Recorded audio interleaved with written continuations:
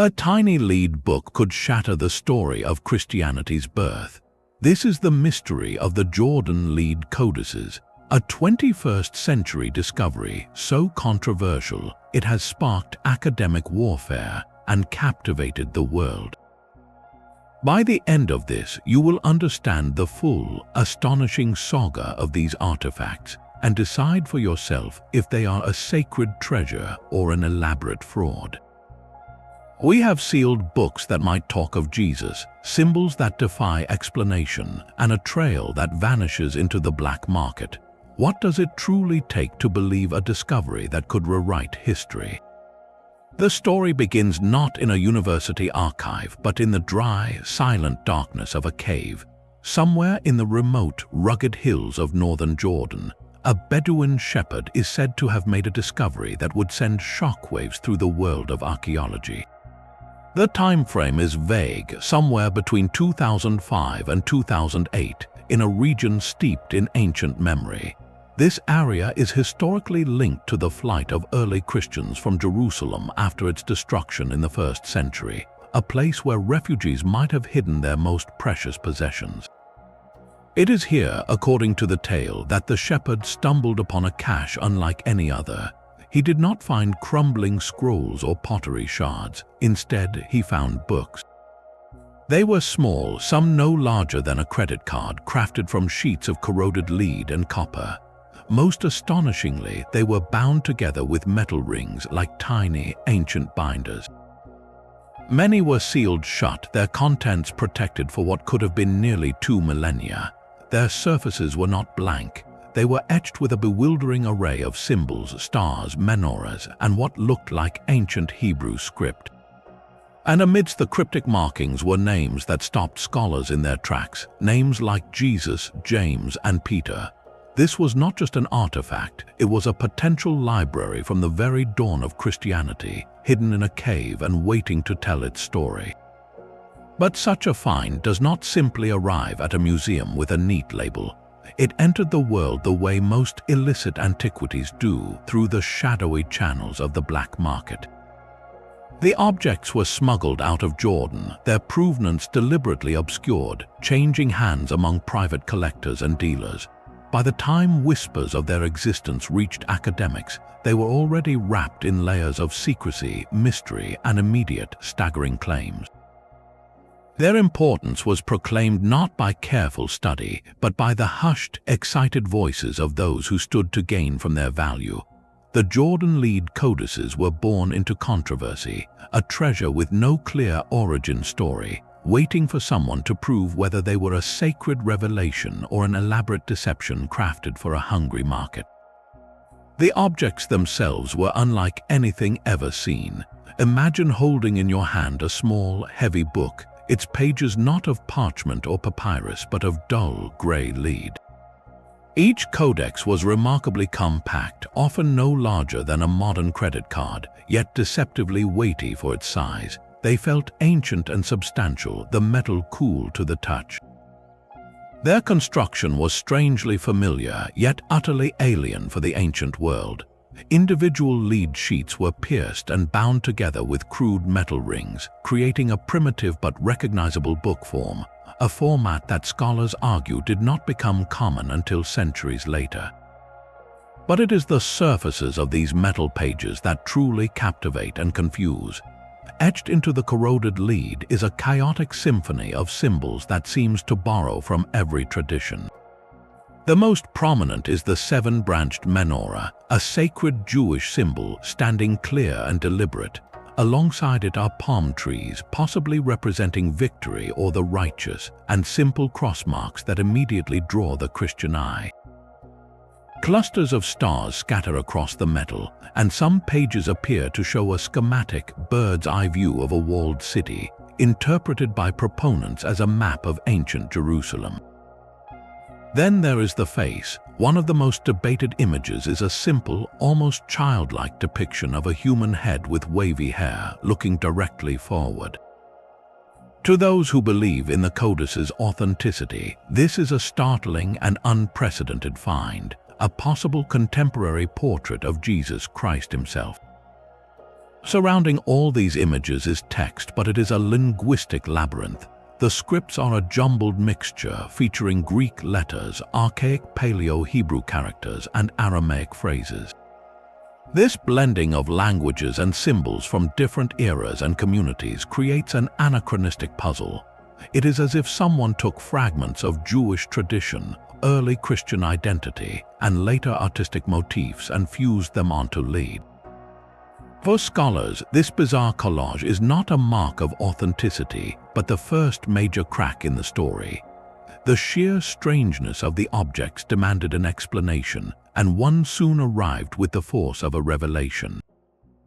A small, passionate group of researchers and independent scholars stepped forward, their voices trembling with conviction.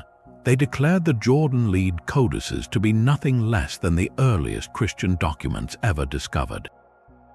Their claim was breathtaking in its scope. They argued these little metal books were created not in the 4th century or the 3rd, but in the decades immediately following the crucifixion of Jesus.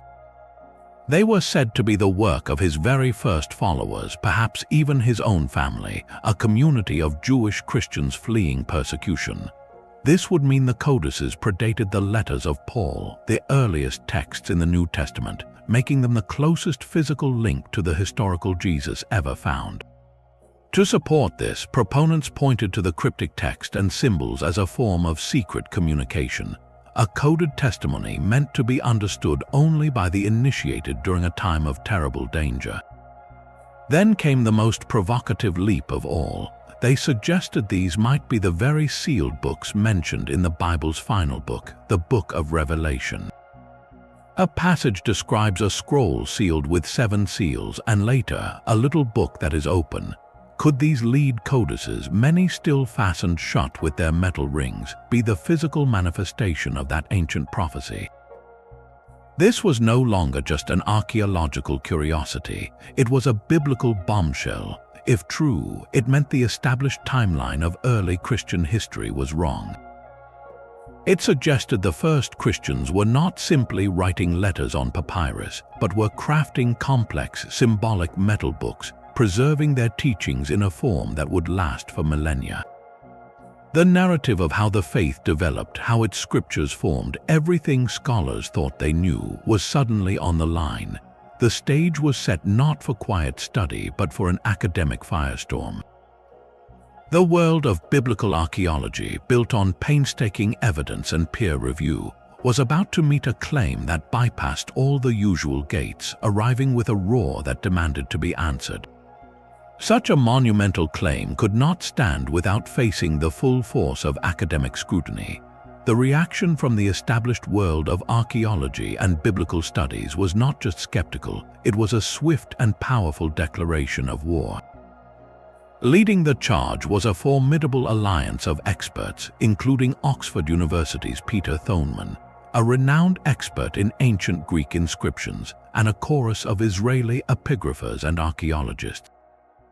Their verdict, delivered with little hesitation, was a resounding condemnation: forgery.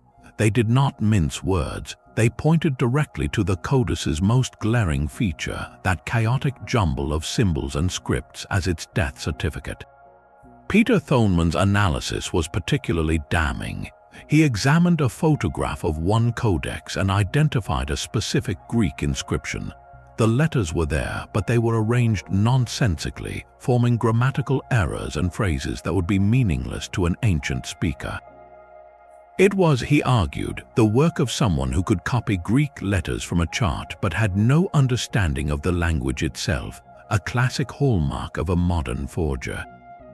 The critics piled on further evidence. They questioned why any early Christian community, likely poor and persecuted, would go to the extraordinary expense and effort of creating sacred texts on heavy, cumbersome lead, a material more commonly associated with curses or mundane items, rather than the readily available papyrus or parchment.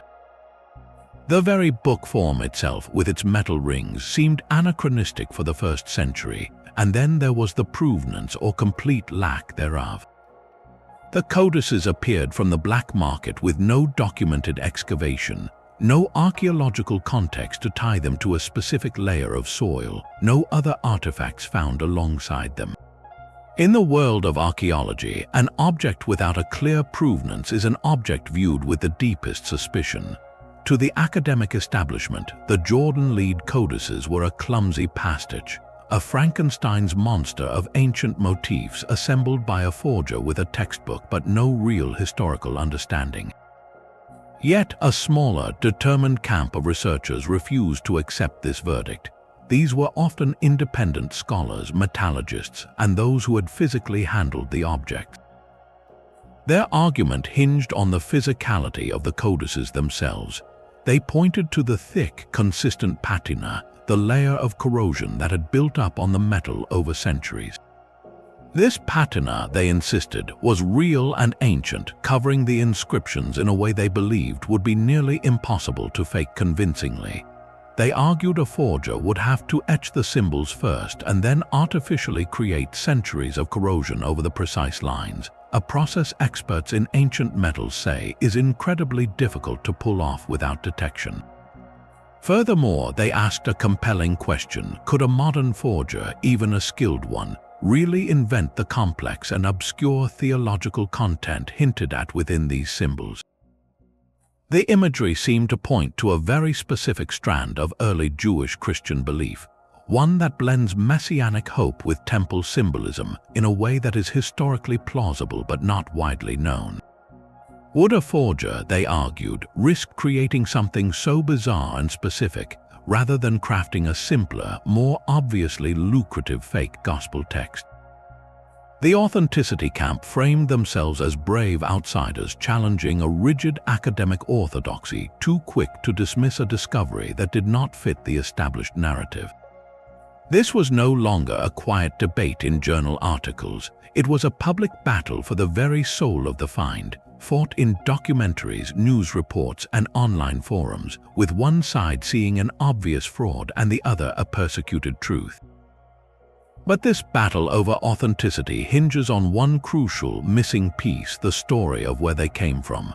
In archaeology, an object's provenance is everything. It is the documented history of its discovery and ownership, a chain of custody that anchors it to a real place and time. For the Jordan Lead Codices, that chain is not just broken, it is shrouded in shadow and contradiction. Their journey begins, we are told, in a cave in northern Jordan.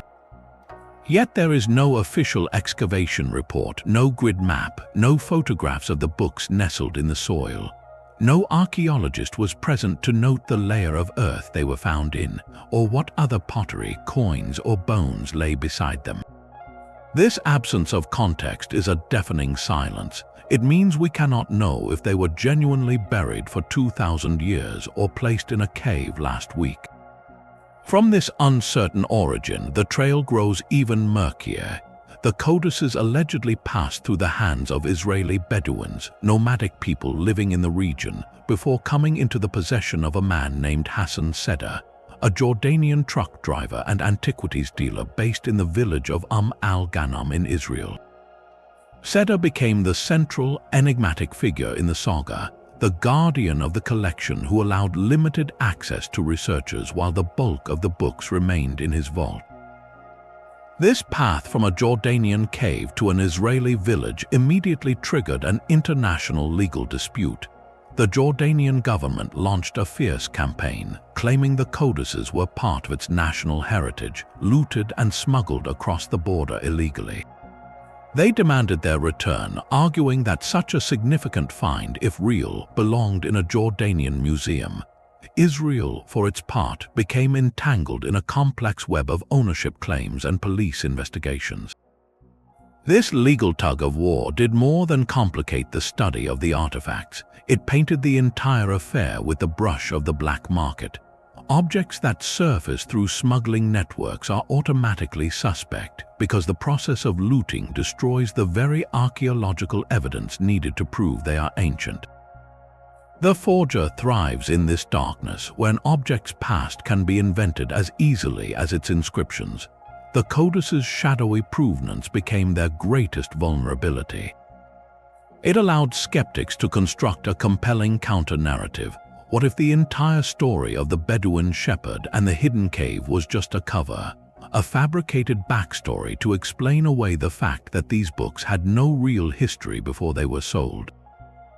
The lack of a clean, documented origin does not prove they are fake, but in the court of academic opinion, it places the burden of proof overwhelmingly on those claiming they are real. Without that anchor to a specific moment in the earth, the codices float in a limbo of their own making, eternally vulnerable to the accusation that they are not relics of a fleeing Christian sect, but clever creations of a modern workshop, designed to exploit the timeless hunger for a lost chapter of the sacred past. To understand why so many experts dismiss the codices outright, we must look directly at the words etched into the lead.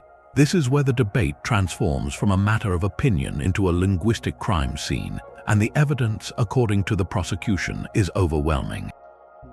The script is a bewildering patchwork. It employs Paleo-Hebrew, an ancient form of the alphabet that had largely fallen out of everyday use by the 3rd century before the Common Era, replaced by the square script we recognize today. Yet here it appears, centuries too late, mixed chaotically with that later Hebrew, along with Greek letters and Aramaic phrases. It is as if a modern document were written using a blend of Old English lettering, contemporary cursive, and random French words, a combination that immediately raises alarms for any historian of language. Specific examples cited by critics are devastating in their simplicity. One scholar pointed to a phrase meant to read, "In the year of the Jews." The letters are there, but they are arranged incorrectly, following no known grammatical rule from any period. It is a nonsensical string of characters. Another inscription appears to copy Greek letters from a funerary monument, but places them in the wrong order, creating a jumble that would be meaningless to an ancient Greek reader. These are not the subtle errors of a tired scribe. They are fundamental mistakes that suggest the creator had a reference book of symbols, but no living understanding of the languages they were attempting to write.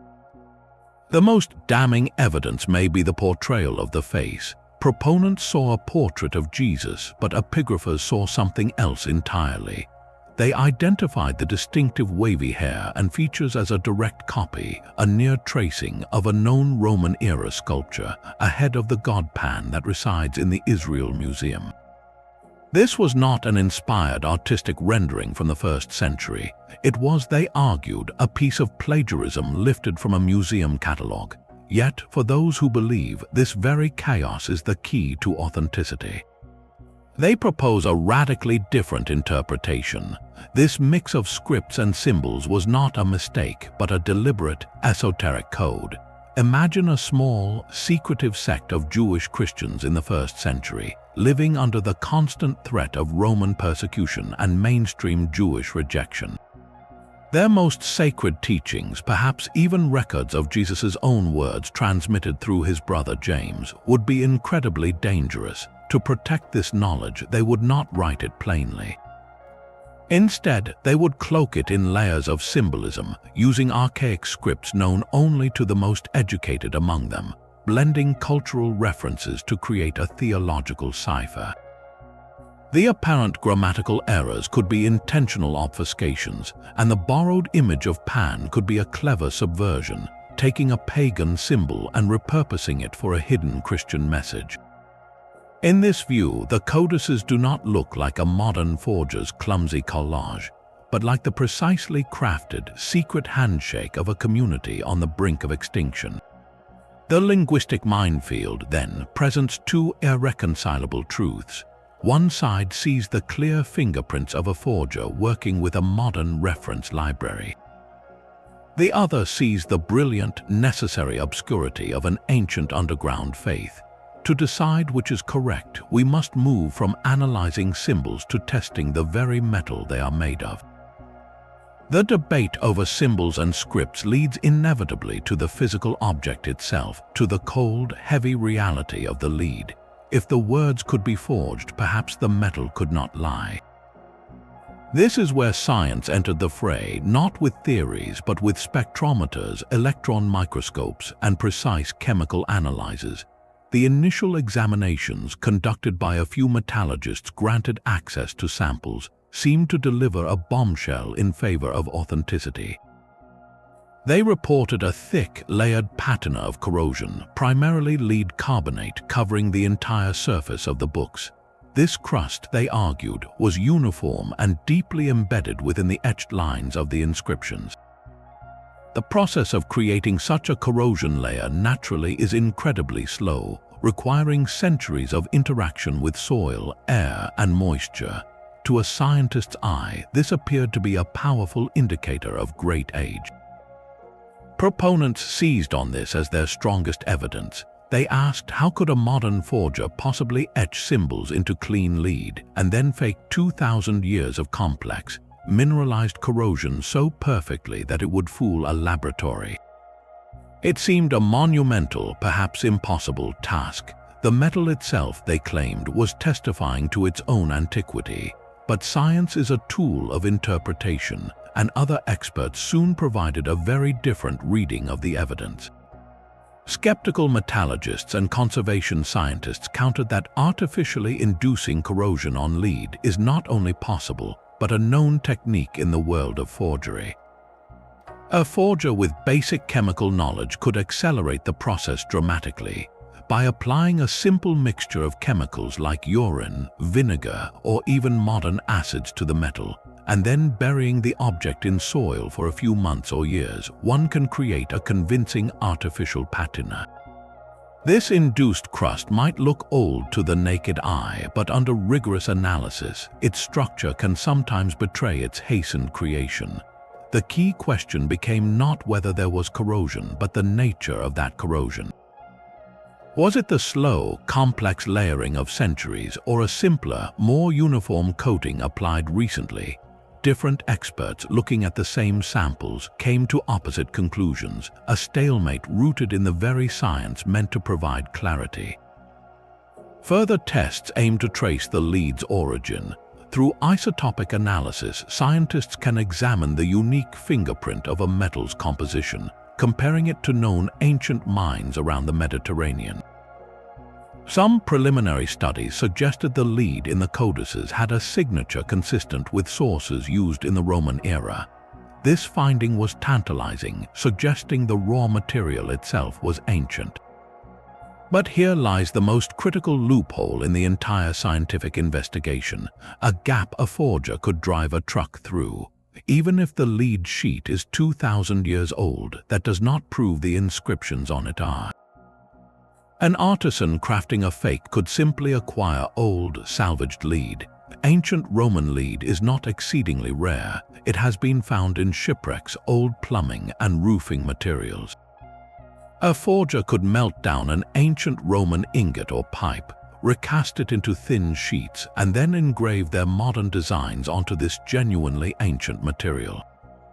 Science can date the metal, but it cannot date the moment the stylus cut into its surface. This loophole is the forger's greatest advantage and the authenticator's most frustrating blind spot. It means that even a perfect scientific confirmation of the lead's age would not settle the core mystery. The codices could be a first-century canvas, but one painted upon in the 21st century. The scientific evidence, rather than providing a definitive verdict, created a new layer of ambiguity, proving only that the objects were clever enough or confusing enough to resist a simple answer. This left the investigation in a strange place, forced to look beyond the object itself and into the minds and motives of the people who might have created it. The symbols etched into the metal are a language of their own, a visual puzzle begging to be solved. Each mark carries weight, a potential clue to the mind of its creator, whether ancient or modern. The seven-branched menorah stands out, clear and unmistakable. In the 1st century, this was not just a religious symbol, it was a potent national emblem of Judaism, a representation of the lost temple in Jerusalem. Its presence here would powerfully signal the codice's origins within a Jewish community, perhaps one that saw Jesus as the Messiah within that very tradition. Then there are the palm trees, often shown with a series of lines for a trunk.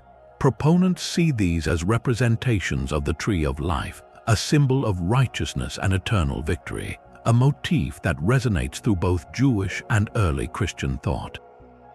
Scattered among these are simple cross marks, not the elaborate crucifixes of later centuries, but basic plus sign shapes. To a believer, these could be the earliest known Christian crosses, a secret sign of faith scratched into lead by those who dared not display it openly. And everywhere there are stars, particularly an 8-pointed star that appears with striking frequency. This star has been interpreted as the Star of Bethlehem, a celestial guide marking the dawn of a new revelation. But the most debated image of all is the face. It is a simple frontal depiction of a man with wavy hair, no beard, and large almond-shaped eyes. Those who argue for authenticity call this a revolutionary find, a possible contemporary portrait of a beardless Jesus Christ. They point out that the earliest Christian art from the catacombs often showed Jesus as a youthful, clean-shaven figure, the bearded depiction becoming standard only centuries later. This face, they say, fits perfectly into that earlier, lost iconography. Yet, when you step back and look at this entire visual collection as a whole, a profound problem emerges for historians. This specific combination of symbols, this particular visual language, does not exist anywhere else in the archaeological record of the 1st century. We have Jewish art with menorahs, we have later Christian art with crosses and stars, we have Roman decorative motifs with faces in a similar style, but we do not have them all together in this precise configuration on personal devotional objects from the time of Jesus. To critics, this is not evidence of a secret sect, it is the undeniable fingerprint of a forger. They see a creator who has raided the history books, selecting the most recognizable, marketable symbols of early Judaism and Christianity: the menorah, the Star of Bethlehem, the cross, the clean-shaven Christ, and assembled them into a collage designed to scream ancient and sacred to a modern audience. It is a pastiche, a mixture of elements that feel authentic individually but together form a historical impossibility, like finding a knight in armor holding a smartphone. This iconographic chaos forces a difficult question: are we looking at the unique, coded art of a forgotten community? Or are we looking at a carefully crafted forgery, built from a checklist of what people expect a lost Christian treasure to contain? The answer depends entirely on whether you see creativity or calculation in the patterns on the lead. Buried within those cryptic symbols, the most explosive claim of all begins to take shape. If these metal books are genuine, they do not just represent early Christians, they might fundamentally rewrite who Jesus was and what he taught. The argument goes beyond simple belief, suggesting the codices reveal a Jesus deeply embedded in the fervent Jewish messianic movements of his time, a figure not intending to start a new religion but to fulfill a very old one. Proponents see in the menorahs and temple imagery a clear signal. Jesus and his immediate followers, especially his brother James, saw themselves as the true guardians of a restored Israel. This was not a spiritual metaphor alone, but a political and national hope, a belief that God's kingdom would be established on earth, challenging the might of Rome. The codices, in this view, are artifacts of that dangerous, revolutionary hope, hidden away when the dream collapsed in blood and fire. This leads to the concept of the messianic secret, an idea scholars have long debated from the Gospels themselves. In the Bible, Jesus often tells those he heals or his disciples to tell no one who he is. Why the secrecy? If the codices are real, they might offer a physical answer. Their bizarre mix of scripts and symbols could be the ultimate expression of that secrecy, not just a temporary caution but a permanent encryption. The teachings within, accessible only to those who knew the code, might have been considered too powerful, too dangerous for the masses or for Roman authorities. These would be the hidden teachings, the mysteries passed only to an inner circle. What could those teachings have been? The speculation is tantalizing. They might have involved complex angelology, the names and functions of divine messengers who govern the cosmos, a concept deeply important in certain Jewish mystical traditions of the period. They could have contained precise apocalyptic timetables, predictions about the end of days that were too volatile to broadcast openly. Most controversially, they might have presented a different understanding of Jesus' own resurrection, perhaps more mystical or symbolic than the physical, bodily resurrection that became central to later Christian faith. This is the profound what-if that gives the Jordan Lead Codices their enduring grip on the imagination, even amidst the doubts. It is the possibility of a lost key, a direct line back to a Jesus stripped of 2,000 years of doctrine and decoration. It speaks to a deep, almost primal curiosity. What did the inner circle really know? What was whispered in private that never made it into the official texts? The codices, with their sealed pages, physically embody that question. They represent the ultimate insider document, a truth so potent it had to be locked in lead. This narrative fulfills a powerful modern longing for a more authentic, more historical, and more revolutionary Jesus, one whose message was about transformative earthly change as much as heavenly salvation. It is a story of lost wisdom and suppressed truths, a story that resonates powerfully today, whether crafted by a first-century mystic or a 21st-century forger. The codices successfully tap into that timeless desire to peek behind the curtain of history, to find the secret book that changes everything. The tragedy, or perhaps the genius, is that their very nature as unreadable, contested objects means they can forever hold that promise, without ever having to deliver a single verifiable word. This intricate web of symbols leads us into a deeper, more esoteric realm. Among the stars and menorahs, some researchers see patterns that resonate not with mainstream first-century Judaism, but with the earliest stirrings of Jewish mysticism. The eight-pointed star, repeated so often, and the schematic diagrams of what looks like a walled city or temple, begin to look less like simple pictures and more like maps of a spiritual cosmos. They bear a striking, if rudimentary, resemblance to diagrams found centuries later in Kabbalistic texts, specifically the Sephirot, which are 10 emanations or attributes through which the infinite divine reveals itself and creates the universe. This visual echo is provocative. It suggests the codices might not be from the time of Jesus at all, but from a later period, perhaps the 3rd or 4th century, created by a Gnostic or mystical Jewish sect operating on the fringes of both Judaism and Christianity. This theory proposes the codices as a potential missing link in the history of esoteric thought. Before the formal, structured Kabbalah of the Middle Ages, there existed earlier mystical traditions known as Merkaba mysticism. Practitioners of this path sought visionary ascents to the divine throne, the Merkaba or chariot described in the book of Ezekiel. Their texts were filled with complex angelology, divine names, and diagrams meant to guide the initiate through heavenly palaces. The sealed lead books, with their cryptic inscriptions and symbolic layouts, could be physical artifacts of this secretive, experiential tradition. They might be ritual objects, not meant to be read like a letter, but to be meditated upon, used as a focus for mystical practice. The lead itself takes on new meaning here. In later magical traditions, lead was associated with binding and secrecy, a material for spells and curses.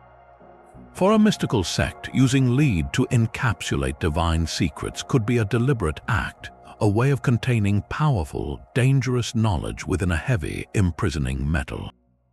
This shifts the entire narrative. If this connection holds, the codices are not the lost archives of Jesus' family, but the sacred tools of an obscure mystical school, a bridge between the apocalyptic visions of the 1st century and the structured esotericism that would follow.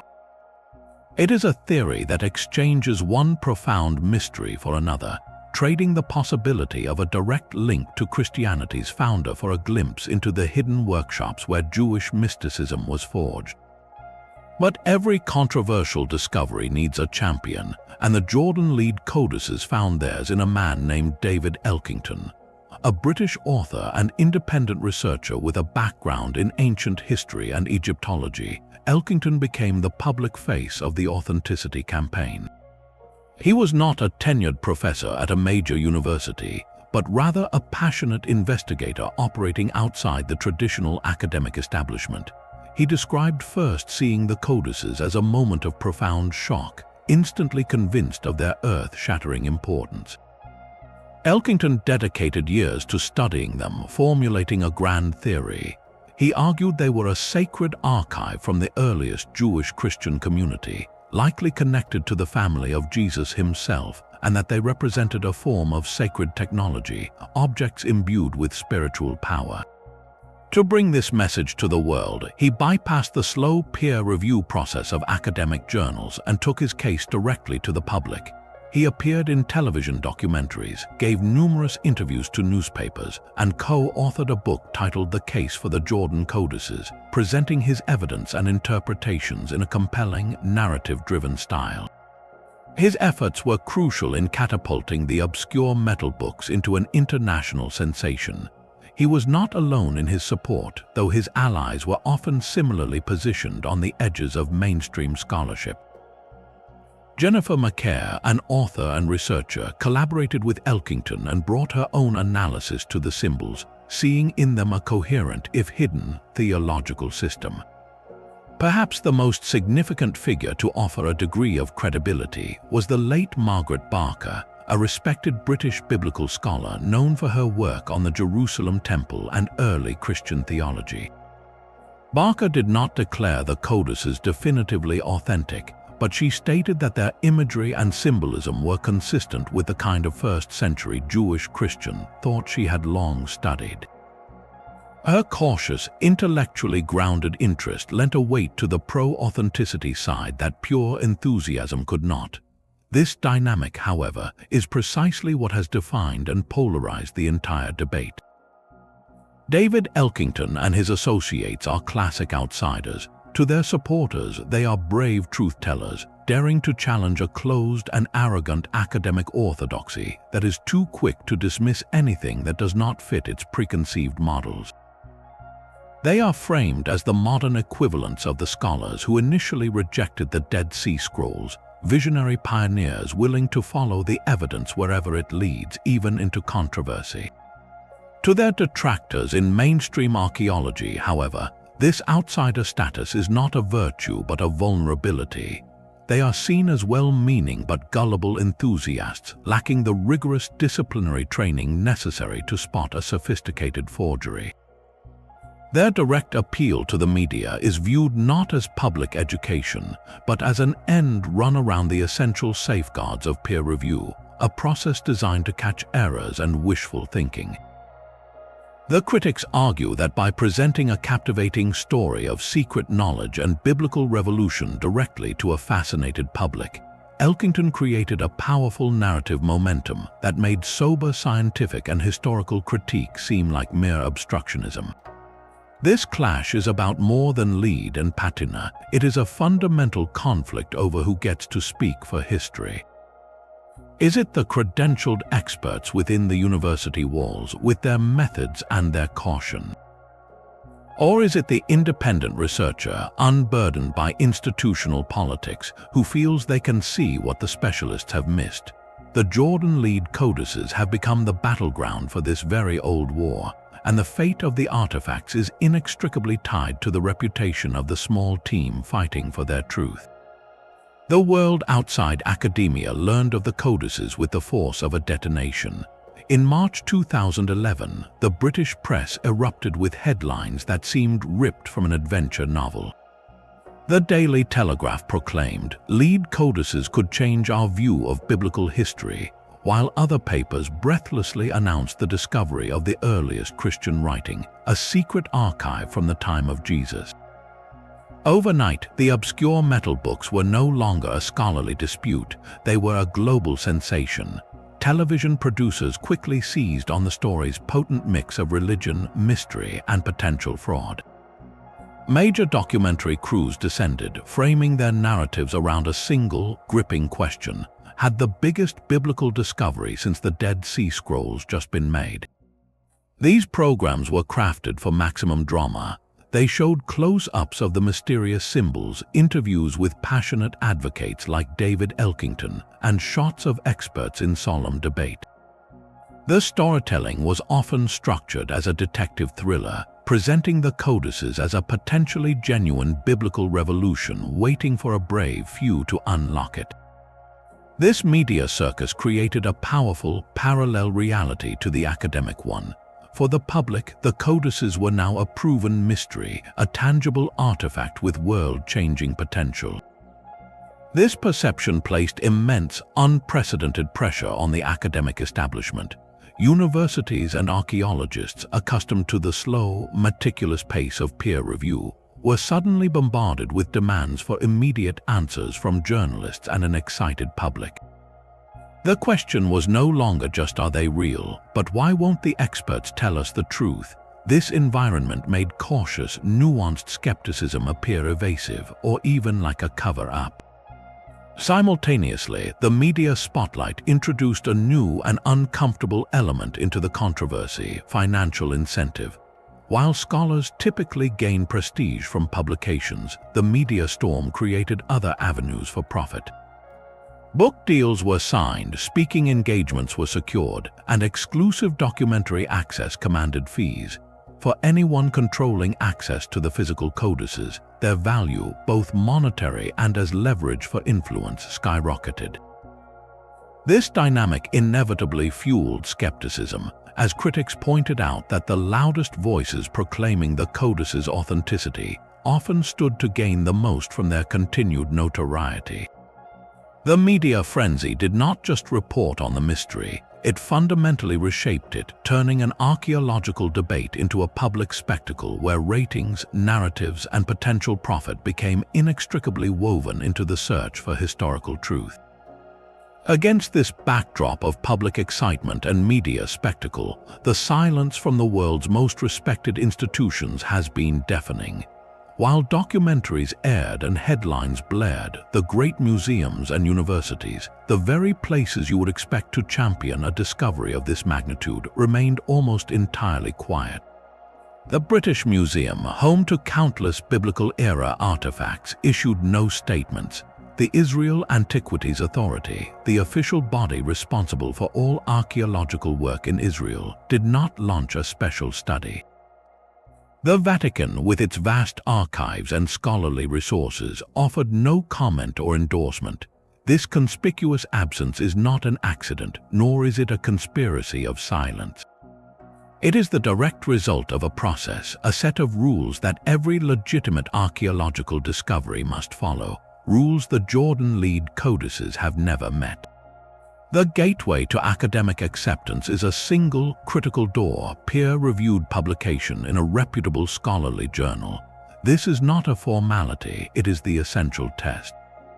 Before a journal publishes a paper, it sends the findings to several independent experts in the field, specialists who scrutinize every claim, every piece of evidence, every photograph and chemical analysis. These reviewers are anonymous, and their job is to be merciless, to poke holes, to demand more data, to ensure the argument is watertight. It is a brutal but necessary filter designed to separate solid scholarship from speculation and error. For the Jordan Lead Codices, this door has remained firmly shut. No comprehensive scientific study of the artifacts has ever passed through this peer-review gauntlet and been published in a journal like the Biblical Archaeologist, the Journal of Roman Archaeology, or Israel Exploration Journal.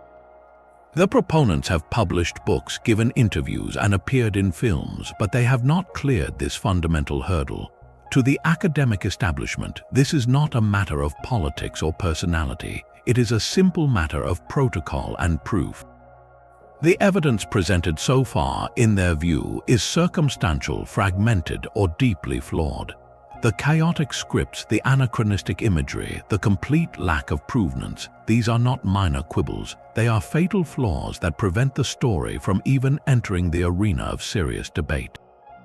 Institutions like the Israel Antiquities Authority see hundreds of potential forgeries every year, and their experts have developed a keen eye for the telltale signs. Their silence speaks volumes. It suggests that from their professional perspective, the codices do not even rise to the level of a compelling mystery. They are simply another clever fake in a long line of them. This institutional skepticism is a powerful, sobering counterweight to the thrilling narrative of hidden gospels. It asks us to consider a difficult truth. Sometimes the most exciting story is not the one that changes history, but the one that reveals how desperately we want it to be changed. The silence from major institutions forces us to confront the other side of the mystery with clear eyes. If the Jordan Lead Codices are not a lost library, then they are a modern creation, a hoax of astonishing ambition. To understand this possibility, we must ask two fundamental questions. Who would do this and how could they pull it off? The motive is often the easiest part to grasp. In the world of antiquities, authentic objects command astronomical prices. A single, verified first-century document mentioning Jesus would be priceless, worth millions upon millions to a private collector or a museum. But even if the main artifacts never sell, their notoriety can generate significant secondary income. Book deals, documentary fees, speaking tours, and consulting work can all flow from being the center of an international archaeological storm.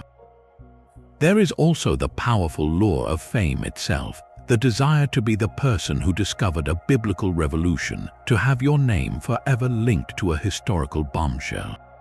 On a more ideological level, a forger might be driven by a desire to make a theological point, to craft an artifact that promotes a specific view of Jesus, perhaps as a mystical Jewish revolutionary, and plant it into the historical record as if it were ancient evidence.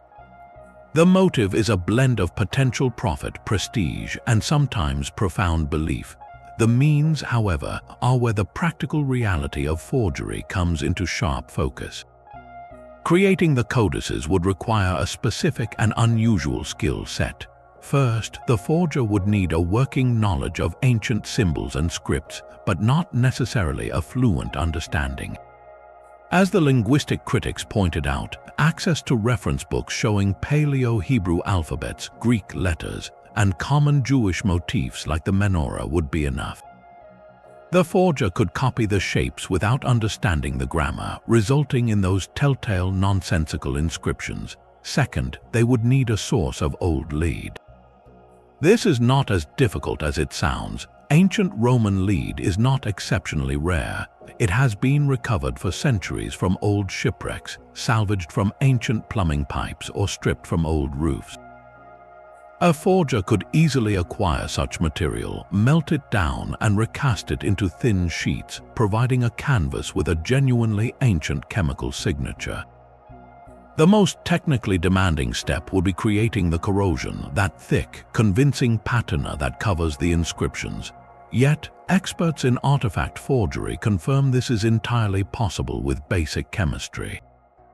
By applying a mixture of acids, urine, or vinegar to the metal, and then burying it in damp, mineral-rich soil for a period of months or even a few years, a forger can accelerate the natural corrosion process. This artificial patina can develop within the etched lines, giving a superficial appearance of great age. Under casual or even some scientific examination, it can look convincing. The final step is the assembly, binding the sheets with crude metal rings to complete the illusion of an ancient manufactured book. This pattern is hauntingly familiar in the world of biblical archaeology. We have seen it before. Consider the James ossuary, a 1st century limestone box with an Aramaic inscription that read, "James, son of Joseph, brother of Jesus." When it surfaced in the 2000s, it sparked a similar frenzy. Was this the burial box of Jesus' brother? The ossuary itself was authentic, but the inscription was later proven in an Israeli court to be a modern addition. A forgery added to a genuine ancient object to increase its value and significance. Then there was the Gospel of Jesus' wife, a tiny papyrus fragment that contained the phrase, "Jesus said to them, my wife." Announced with great fanfare in 2012, it was soon subjected to intense scrutiny. Scientific tests on the ink and papyrus were inconclusive, but linguistic and historical analysis pointed overwhelmingly to forgery, with evidence suggesting the text was copied from a modern online edition of the Gospel of Thomas. In both cases, the pattern is identical: an object with a sensational claim, a murky or black market provenance, initial media euphoria, and then a slow, steady accumulation of scholarly evidence revealing the telltale signs of a modern hand. The Jordan Lead Codices fit this template perfectly. They emerged not from a dig, but from the shadows of the antiquities market.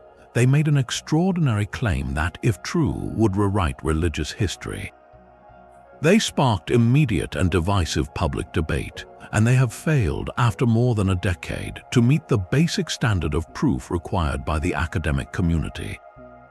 When you line them up beside other known forgeries, the similarities are not just passing, they are instructional. They show us how a compelling narrative, a hunger for lost truths, and a cleverly crafted object can create a mystery that endures not because the evidence is strong, but because our desire for it to be real is even stronger. The possibility of a hoax is not a cynical footnote. It is a complete and plausible explanation, one built on a documented history of deception in the very same field. It asks us to consider whether we are witnessing an ancient secret finally revealed, or a modern story written in old lead for an audience waiting to believe. The question of authenticity is entangled in a far more earthly struggle, a legal battle over who rightfully owns these mysterious books. This is not just an academic debate, it is a fight over national heritage, property rights, and the very soil from which history is pulled.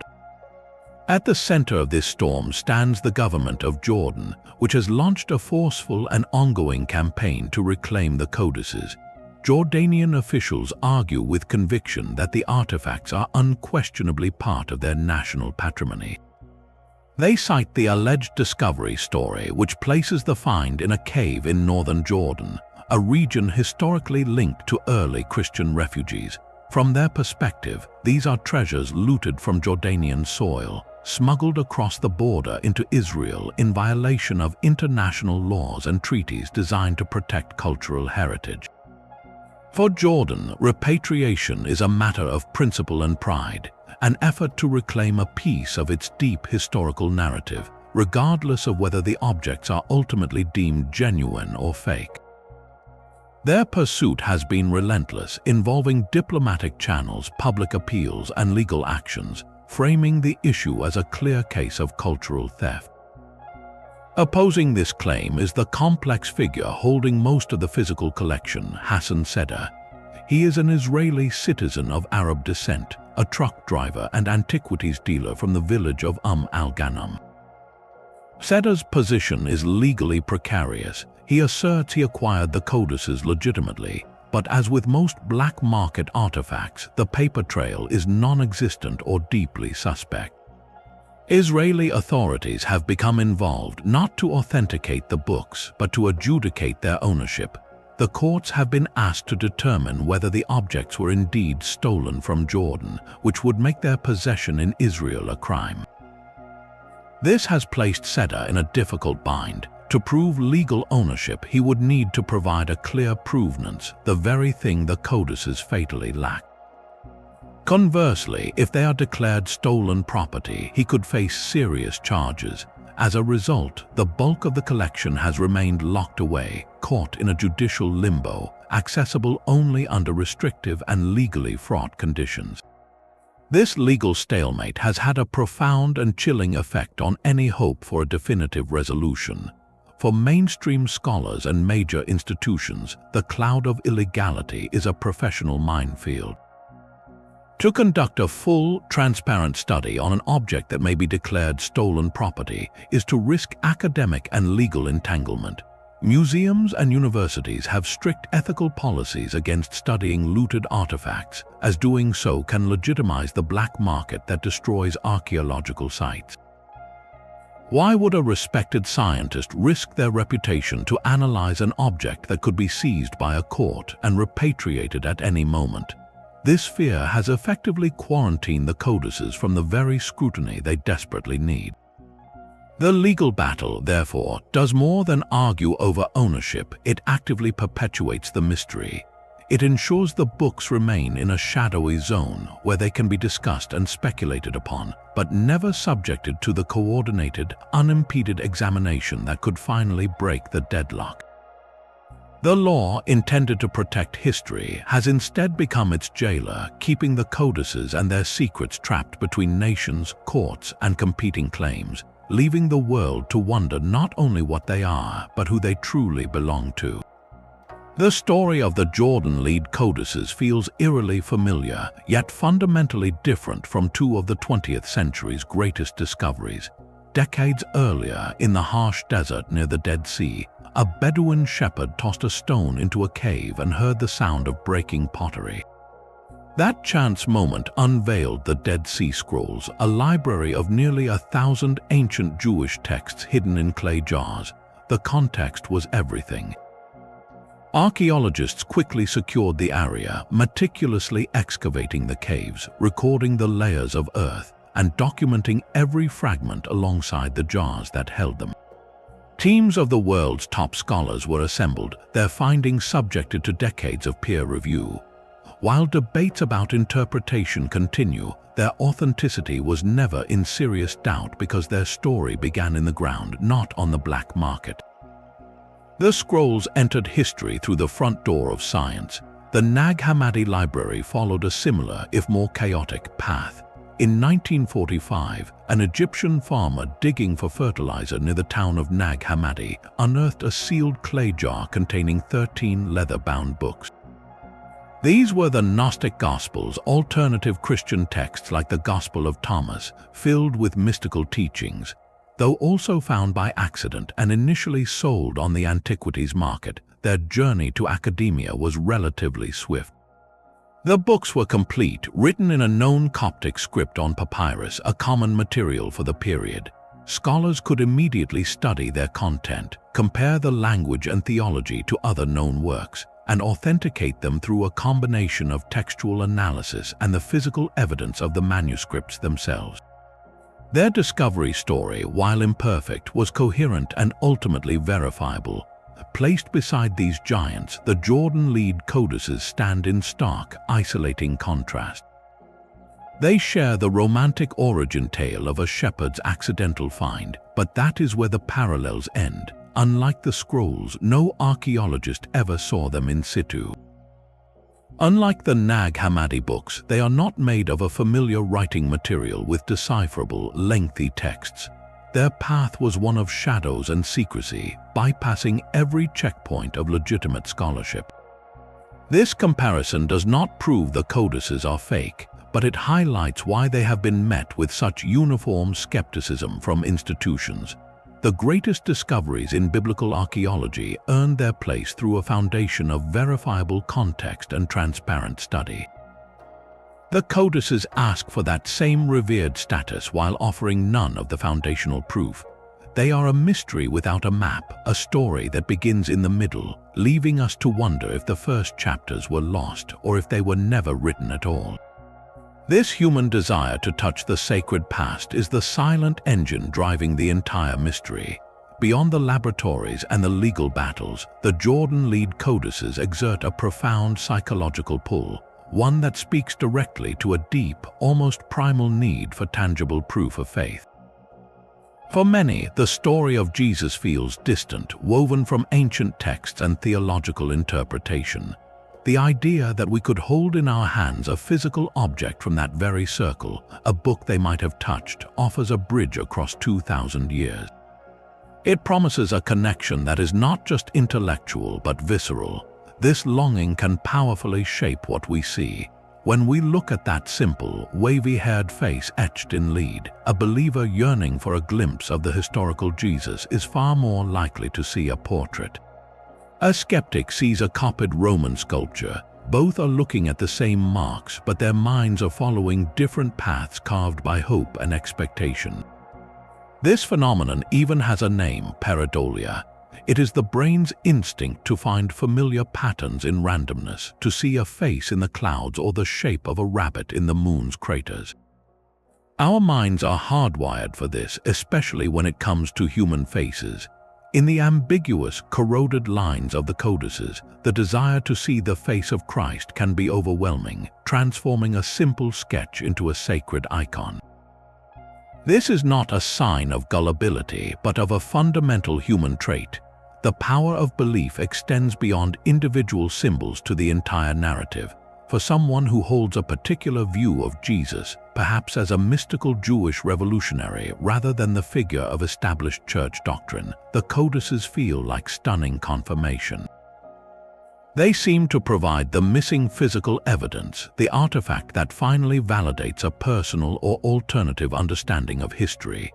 This creates a powerful feedback loop, where belief in the object's message reinforces belief in its authenticity, and vice versa. The scholarly arguments about anachronistic scripts can feel abstract and cold compared to the warm, resonant feeling of having one's faith made solid. This psychological dimension helps explain why the debate is so heated and so personal. It is not merely about lead and patina, it is about identity, meaning, and the validation of deeply held worldviews. The codices become a mirror reflecting back what we most hope to find. They hold the space for a beautiful possibility that the greatest story ever told left behind not just words but a secret physical key. Whether that key is real or imagined may matter less to the human heart than the profound comfort of believing it could exist at all. Perhaps the ultimate verdict lies not in today's tools but in tomorrow's. In a world of accelerating technology, it is tempting to believe a new machine will finally crack the code of the Jordan Lead Codices. The promise is alluring. Imagine deploying advanced three-dimensional scanning at a microscopic level, mapping every groove and scratch on the lead surface in exquisite detail. This could reveal the precise angle and depth of the engraving tool, potentially showing whether it was a modern steel stylus or an ancient bronze chisel.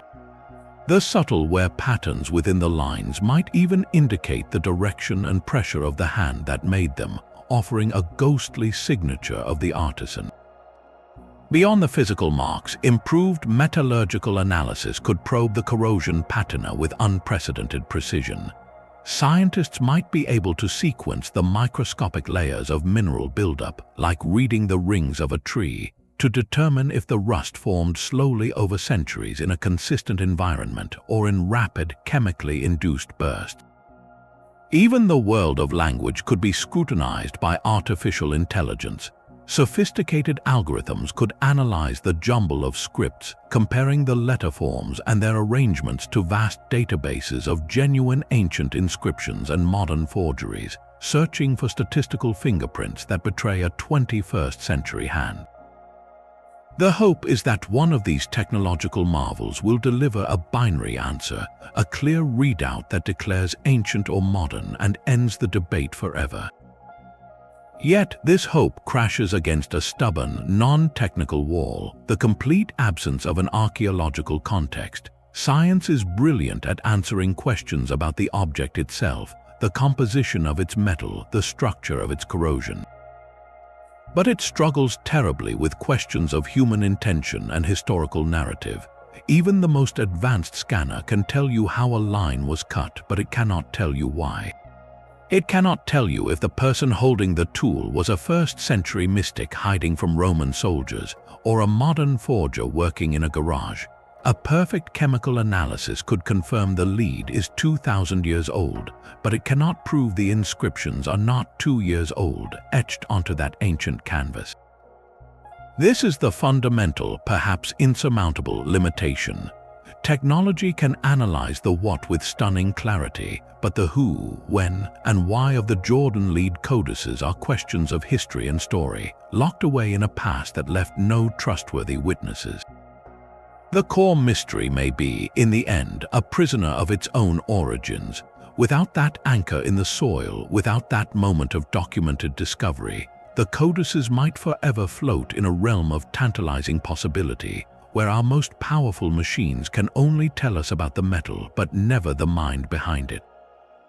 That deep human longing for a tangible secret does not stay confined to academic journals. The Jordan Lead Codices have broken free from the world of archaeology to become something else entirely, a modern pop culture phenomenon. They have appeared in sensational television specials on major networks, often framed as the ultimate biblical detective story. These programs thrive on the unresolved tension, presenting each symbol and each conflicting expert opinion as a clue in a high-stakes puzzle. The codices are perfect for this format, visually intriguing and ideologically charged, offering producers a ready-made narrative of forbidden knowledge versus institutional denial. This media portrayal has, in turn, fueled their life in the darker corners of the internet. Online, they are a staple of alternative history forums and conspiracy theory ecosystems. Here, they are often presented not as a disputed artifact, but as definitive proof of a massive cover-up. The narrative expands, suggesting that museums, governments, and religious authorities are actively suppressing the codices because they reveal a truth too dangerous for the public to know, a truth about the origins of Christianity that would undermine powerful institutions. In this digital space, the lack of mainstream acceptance is not a mark against them, but the very evidence of their authenticity. This transformation is fascinating. The Jordan Lead Codices are evolving from an archaeological mystery into a modern myth in the making. Myths are not necessarily false, they are stories that fulfill a profound cultural need. Our era is characterized by a deep distrust of traditional authorities and a hunger for hidden truths that lie just beneath the surface of official history. The codices feed this hunger perfectly. They are a physical object that seems to promise direct, unmediated access to a sacred past, bypassing priests, professors, and politicians. They represent the ultimate rogue revelation, a discovery made not by an institution, but by an outsider, a shepherd, and championed by independent researchers against a skeptical establishment.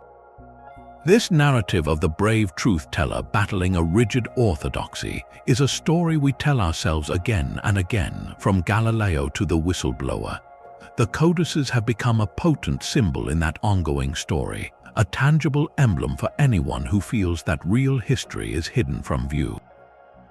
They resonate because they mirror our contemporary anxieties about power, knowledge, and who gets to control the narrative. Whether they are ancient or modern is almost secondary to their function as a cultural object, a blank screen onto which we project our deepest desires for revelation and our profound suspicions about the stories we have been told. They are a relic not necessarily of the 1st century, but of the 21st century mind, with all its yearning, its skepticism, and its endless search for a secret that explains everything. Who is the person behind the mask if this is all a grand illusion? Crafting the Jordan Lead Codices would not be the work of a casual hobbyist in a shed. It would demand a rare and specific fusion of skills, a kind of dark Renaissance artistry. Picture a figure with one foot in the ancient world and the other in the modern marketplace. This hypothetical creator is likely a skilled metalsmith, perhaps someone who works with jewelry or small-scale sculpture, possessing the patience and precision to cast thin, uniform lead sheets and bind them with handmade rings. But technical skill alone is not enough. They would also need to be a researcher, someone with a deep, if not academic, familiarity with the antiquities trade. They would know what collectors crave, the symbols that scream authentic and sacred. This forger would have spent hours in libraries or, more likely, scrolling through online archives of museum collections, studying images of Roman-era lead curse tablets, Paleo-Hebrew alphabets, and common Jewish motifs like the menorah. They would have pored over books on early Christian symbolism, understanding the market's hunger for any tangible link to Jesus of Nazareth. Their knowledge of scripts might be broad but shallow, capable of copying letter forms from a chart without understanding the grammar, which perfectly explains the nonsensical inscriptions that scholars flag. This explains the chaotic collage of Greek, Hebrew, and Aramaic. It is the work of someone assembling a convincing visual puzzle from reference material, not writing a coherent text. Then there is the crucial element of chemistry. This individual would understand enough basic patination techniques to aid their creation. They might know that burying lead in soil with certain salts, acids, or organic compounds can accelerate corrosion, creating that convincing, crusty layer that hints at centuries in the ground. This is not advanced laboratory science. It is the kind of practical, workshop knowledge shared among artisans, sculptors, and, unfortunately, forgers. Their workshop would be a cross between an artist's studio and a chemist's bench, with sheets of old, salvaged lead, etching tools, reference books open to pages of symbols, and containers of chemicals for inducing the perfect rust. The motivation driving this creator could be multifaceted. Financial gain is the obvious engine, the potential for a multi-million-dollar sale to a private collector who desires a forbidden piece of biblical history. But there might also be a powerful drive for recognition, a desire to fool the experts and prove their own intellectual superiority over the academic establishment they may feel has ignored them. In some cases, forgers are driven by a twisted form of belief, a desire to make a theological statement real by planting it in the past, to force the world to confront an alternative history they themselves champion. This speculative profile does not solve the mystery, but it reframes it. It shows that a successful forgery of this scale is not a crude scam, but a performance of immense sophistication. It requires the mind of a historian, the hands of an artisan, and the cunning of a showman. To believe the codices are fake is not to believe in a simple trick, but in the existence of a shadowy, modern genius who understood our deepest yearnings for sacred proof and crafted the perfect object to satisfy them. That possibility, in its own way, is as fascinating as the idea of a genuine ancient treasure. But to dismiss the codices outright is to ignore a series of stubborn, physical facts that refuse to fit neatly into the forgery narrative. The case for authenticity hinges on three pillars that, taken together, present a formidable challenge to the skeptics. First is the undeniable reality of the corrosion. Independent metallurgists who examined samples described not a simple, uniform coating, but a complex, multi-layered patina. This crust, primarily lead carbonate, is deeply embedded within the very grooves of the inscriptions. Creating such an intricate, mineralized structure artificially is not a matter of splashing on some acid. It is a process of immense complexity.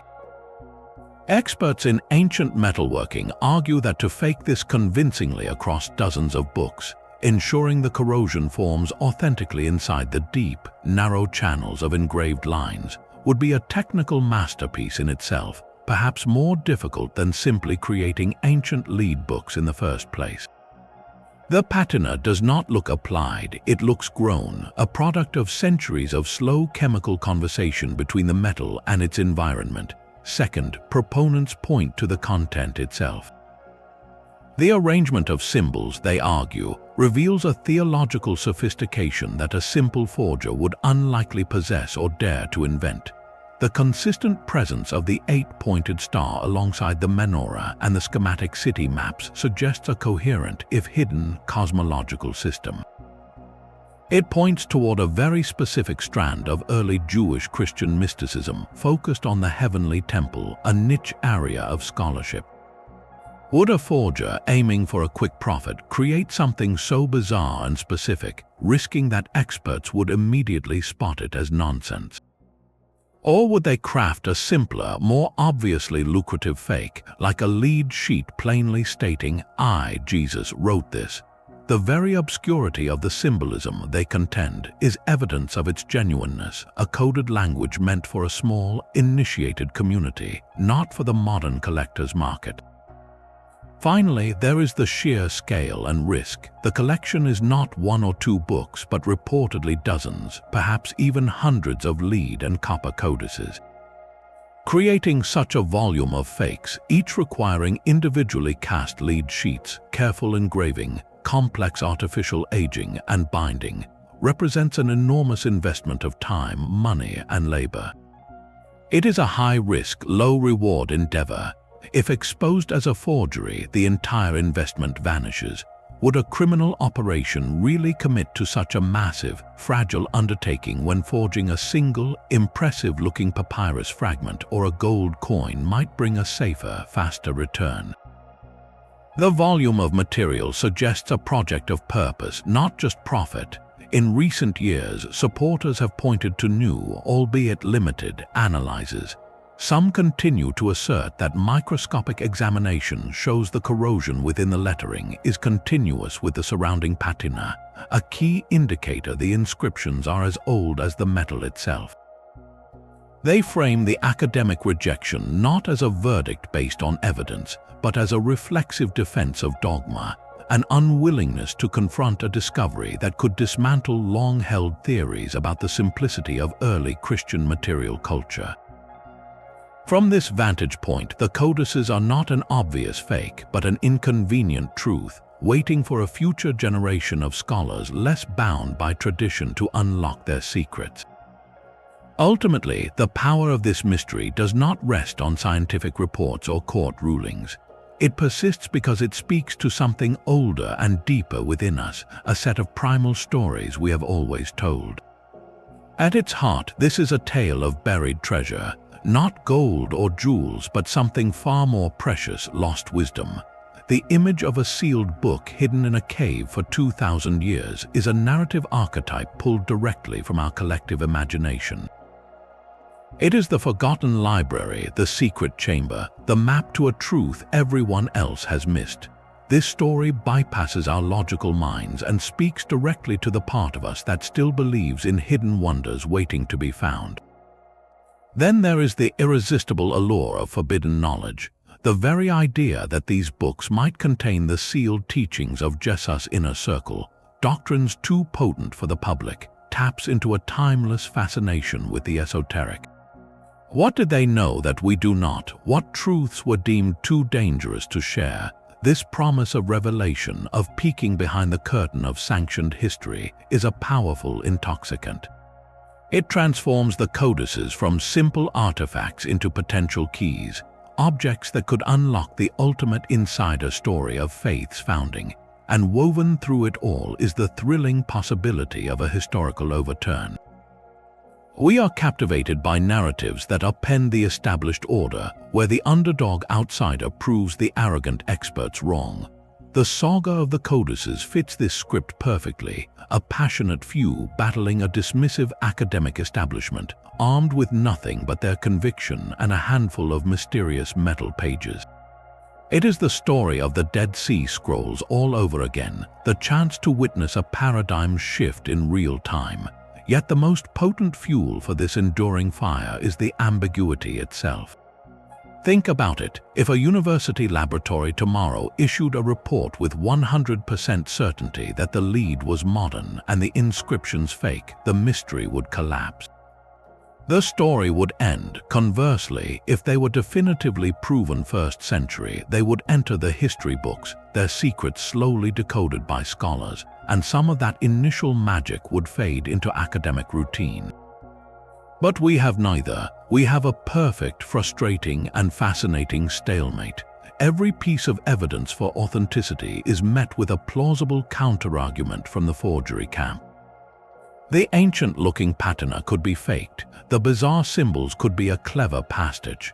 The lack of provenance is both the reason for suspicion and the reason believers can still hope.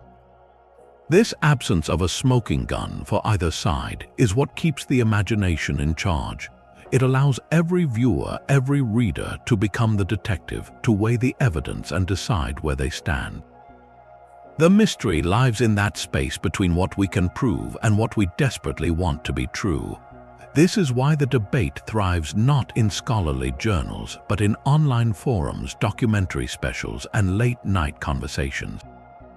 It provides the perfect ingredients for endless speculation, a puzzle with just enough pieces to suggest a picture, but not enough to complete it. We are left holding a question made of lead, heavy with possibility, waiting for an answer that may never come. And perhaps, in the end, that is exactly where we want it to stay. The Jordan Lead Codices, in the end, offer us far more than a simple verdict. Their true legacy is a masterclass in how history is made and unmade in the modern world. They teach us that an artifact story begins not when it is found, but when it is understood, and that process is fragile. The most critical lesson screams from their missing origin.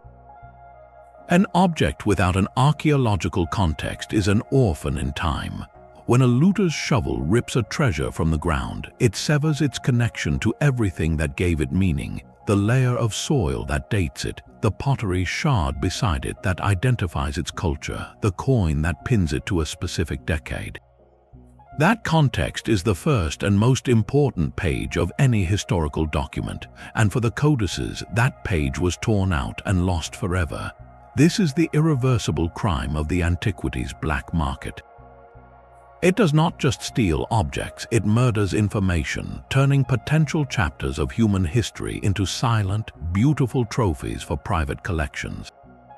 Every time we are tempted by an unprovenanced artifact with a thrilling story, we are rewarding the system that ensures its past will remain a mystery. This saga also lays bare the profound and often frustrating tension between two different ways of knowing. On one side stands the meticulous, slow-moving world of academic rigor. Its tools are peer review, reproducible testing, and a built-in skepticism that acts as a filter against error and fraud. This process is not designed for speed or excitement. It is designed for durability, to build conclusions that can withstand the test of time. On the other side is the public's passionate, immediate thirst for discovery. We crave connection, revelation, and tangible proof of the stories that shape our world. The Codices story exploded because it fed that hunger directly, offering a physical bridge to the most pivotal moment in Western religious history. The media, acting as the amplifier between these two worlds, often simplifies this tension into a dramatic conflict. Brave outsiders versus closed-minded elites, a narrative that sells but rarely illuminates the nuanced truth. In this environment, cautious, complex skepticism can be framed as obstruction, while bold, unverified claims feel like visionary truth-telling. So, what are we left with? We are left with a perfect, enduring case study. The Codices show us that in the 21st century, the authentication of history is no longer a quiet academic pursuit. It is a public spectacle, a battleground where science, commerce, faith, and digital mythology all collide. They remind us that our desire for a lost truth can be so powerful it can breathe life into Lead, making us see what we most hope to find. They stand as a monument to a single, unavoidable question. How do we navigate a world where the tools to create a convincing past are now as advanced as the tools we use to study it? Perhaps the final lesson of the Little Lead books is not about what they are, but about who we are as seekers of history. They challenge us to hold two competing ideas in our minds at once to keep our sense of wonder alive, while never letting it override our demand for proof. For now, they remain exactly where this story began, sealed in more ways than one, waiting in the shadows between doubt and belief, a mystery that continues to teach us long after the debate has fallen silent. From a shepherd's chance find to a global firestorm, the journey of the Jordan Lead Codices has taken us through the very heart of how history is contested. We have navigated the silent caves of Jordan, the shadowy paths of the black market, and the bright, unforgiving lights of laboratory analysis and media spectacle. We have listened to the passionate arguments of believers who see a lost Christian library and the meticulous critiques of scholars who see a clever collage of ancient motifs. This controversy has entangled archaeology, theology, international law, and digital myth-making into one dense, enduring knot. The current verdict, held by the overwhelming consensus of mainstream archaeology and epigraphy, is clear. The codices are most likely a modern creation, an elaborate forgery designed to exploit a timeless hunger for sacred proof. The evidence is compelling: the anachronistic scripts, the borrowed imagery, the complete absence of a verifiable origin story, all point toward a workshop, not a first-century refuge. Yet, in the careful language of investigation, consensus is not the same as absolute certainty. That stubborn sliver of doubt is what keeps the story alive. It lives in the complex patina that some still argue could not be faked, in the obscure theological consistency that feels too niche for a simple scam, and in the sheer, daunting scale of the project. It lives, most of all, in our own profound desire for the story to be true, for a physical key to exist that unlocks the innermost circle of the ancient past. And so, the little lead books remain, much like the sealed book of Revelation they were once compared to, fundamentally closed. Their final secret, if they ever held one, is kept.